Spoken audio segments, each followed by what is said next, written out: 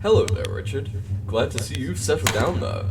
I understand this might be a lot different from your previous security job, but let me assure you that nobody is going to try and break into this building. Our windows and doors have alarm systems that can be triggered if tampered with, or destroyed. However, that doesn't make your job any easier, unfortunately. You just need to make sure that if anyone somehow enters the building to act accordingly. I assume you did your patrol of the building before entering the office, yes? Before I begin though, let me tell you a little fun fact about your office and why there are two desks. It's actually both mine and Henry's. You know, small location, small budget, we just kind of have to share an office at this point. But I mean, if he's not peering over my desk, I'm not peering over his. In any case, though, you have a nice view of the alley outside the establishment. Henry couldn't stand not having a view of the outside, even if there isn't much to look at. But, of course, that's not the only thing that you really need to worry about. The office's light bulb needs to be repaired because, well, the last one broke. But, of course, you have your little handy flashlight to help you see things better, since it's pretty dark in there. But as with all things, it doesn't last forever. Though behind you is where your security door is. I'm sure you've probably seen it by now. And in case things get dicey for you, you can just close the door. But it does run on limited powers, so I would suggest closing the door only when something is actually in the doorway and not on the camera. You know, renewable energy and all that stuff. But let me share something that's definitely should be between me, you, and Henry only. A while ago, things started going awry with one of our mascot animatronics when it had an accident on stage during its performance, and since we had to replace it, well, I don't think I should give you explicit details, but you are to make sure that those animatronics don't break anything inside the building, including you. This place can get spooky, and those animatronics, in my mind, I think they're possessed. I'm gonna be blunt, I think they're possessed. Things haven't been the same since that incident, and while I can't really explain everything right now, I need to make sure that you are safe. There's a reason why I don't even take the night shift anymore myself, and that's only because I sustained a bad injury to my left hand. So Henry told me to take it easy and take on the day shift. What I have said may sound scary, eerie, or possibly the most normal thing to happen to any sort of person, but it's not my role to scare you. But, of course, I'm gonna have to cut this short and finish this before heading off to bed. You will have a series of messages throughout the week, so make sure you play each one left for you. You understand? Alright. Good night.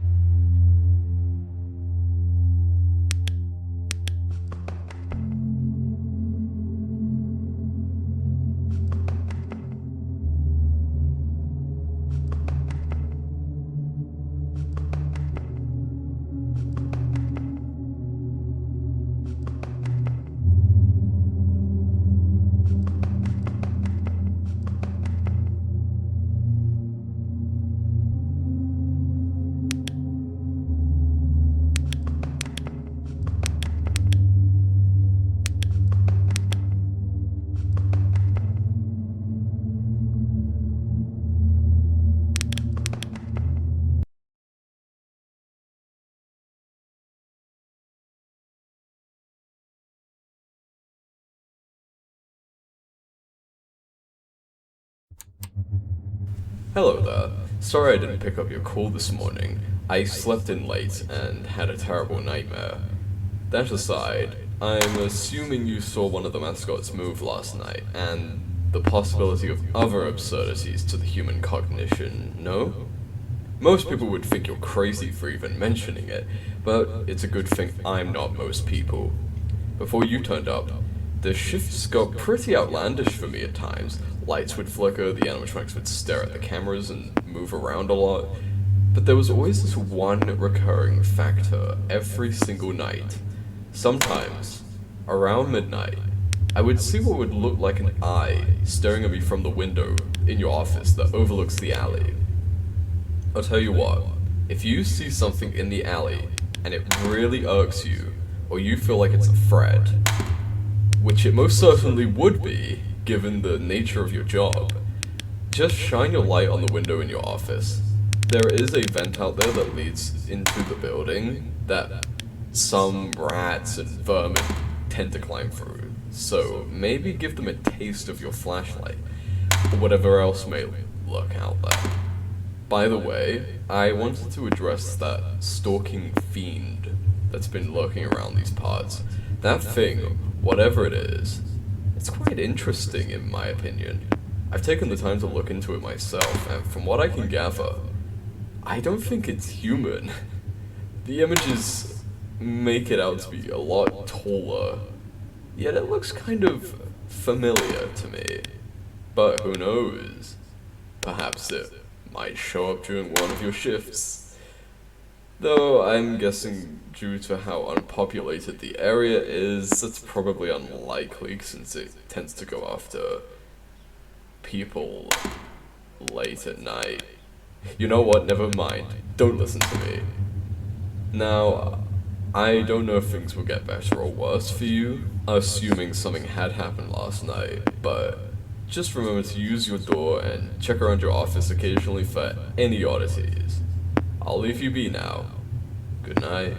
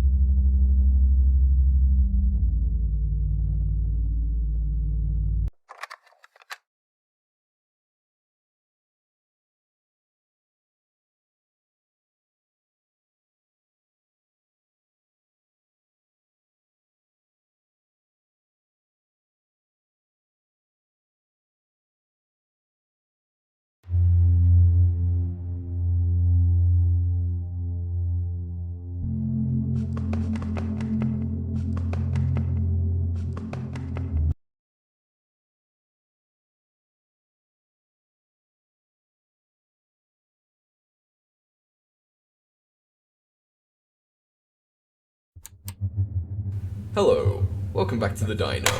I've been doing pretty well today. How were you last night? Actually, don't bother answering that. This message is pre-recorded, so it'll be very awkward for you to respond. Regardless, I should probably update you on events recently. A while ago, we actually had a pair of animatronics that were replaced by the rabbit duo that you'll see in the entrance camera. Back when these weird events started happening, that was. Those two are very small when compared to the other mascots, since we wanted to pander to toddlers and youngins.